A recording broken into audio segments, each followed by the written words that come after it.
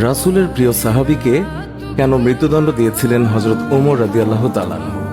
পিতাকে হত্যার অপরাধে তার দুই পুত্র এক যুবককে টেনে হিঁচড়ে খলিফা ওমর রাদিয়াল্লাহু তাআলা আনহুর দরবারে এসে হাজির হল।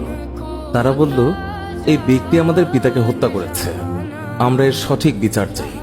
খলিফা ওমর রাদিয়াল্লাহু তাআলা আনহু ওই যুবকের কাছে তার বিরুদ্ধে আনা হত্যার অভিযোগের ব্যাপারে জানতে চাইলে যুবক বলল, অতি ক্লান্তি অনুভব করার কারণে আমি একটু খেজুর গাছের নিচে বসে বিশ্রাম করতে গিয়ে ঘুমিয়ে পড়ি। উঠে দেখি আমার উট আমার পাশে নেই। খুঁজতে গিয়ে যখন সামনের দিকে এগিয়ে যাই তখন তার মৃতদেহ পাই, যাকে ওনাদের বাবা বাগানে প্রবেশের জন্য পাথরের আঘাত করে মেরে ফেলেছে।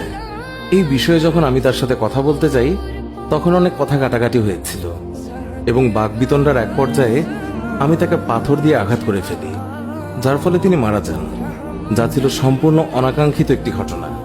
এর জন্য আমি ক্ষমা চাইছি। বাদীরা বলল, আমরা মৃত্যুদণ্ড চাই।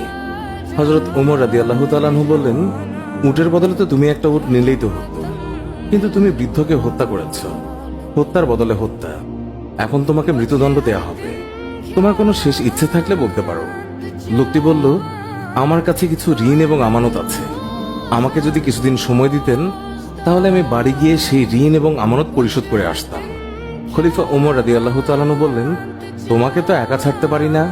তুমি যদি তোমার তরফ থেকে কোনো জিম্মাদার রেখে যাও তবে কিছু সময়ের জন্য তোমাকে মুক্তি দিতে পারি।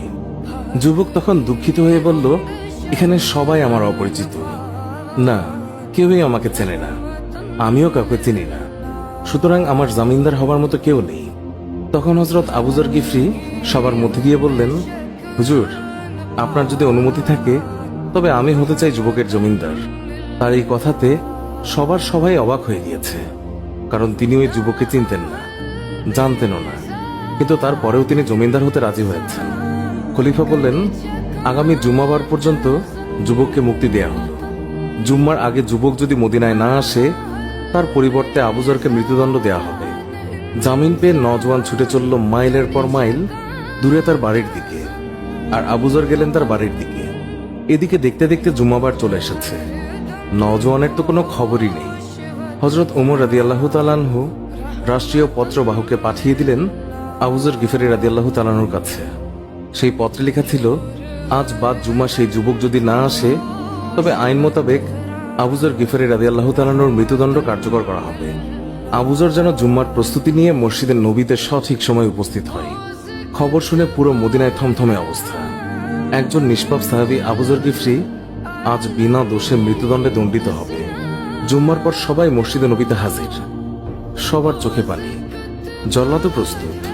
জীবনে কতজনের মৃত্যুদণ্ড দেওয়া হয়েছে তার হিসেব নেই, কিন্তু আজ কিছুতেই চোখের পানি আটকাতে পারছে না। আবু যরের মতো একজন ভালো সাহাবী আজ কিনা বিনা দোষে মৃত্যুদণ্ডে দণ্ডিত হচ্ছে, এটা কেউই মেনে নিতে পারছে না। এমনকি মৃত্যুদণ্ডের আদেশ প্রদানকারী খলিফা ওমর রাদিয়াল্লাহু তাআলা আনহু তিনিও অনবরত কাঁদছেন, তবুও আইন নিজের গতিতেই চলবে। তখন আবু যর গিফরি রাদিয়াল্লাহু তাআলা আনহু নিশ্চিন্ত মনে হাসি মুখে এক কোনায় দাঁড়িয়ে মৃত্যুদণ্ডের জন্য প্রস্তুত। জল্লাদ ধীর গতিতে আবু যর গিফরির দিকে এগোচ্ছেন আর কাঁদছেন। জল্লাদের পা যেন আজ সামনের দিকে এগোচ্ছেই না, কেউ যেন তার পায়ে পাথর বেঁধে দিয়েছে। এমন সময় এক সাহাবী জল্লাদকে থামিয়ে বলল, ওই দেখো মরুভূমিতে ধুলোর ঝড় উড়িয়ে কে যেন আসছে, একটু থামো, হতে পারে ওটা যুবকের ঘোড়ার ধুলি, একটু দেখে নাও, তারপর না হয় আবু যরের মৃত্যুদণ্ড কার্যকর করো। কাছে এলে দেখা যায় ওটা ওই যুবকেরই ঘোড়া।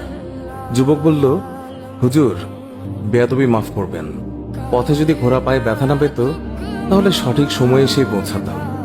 বাড়িতে আমি একটুও দেরি করিনি।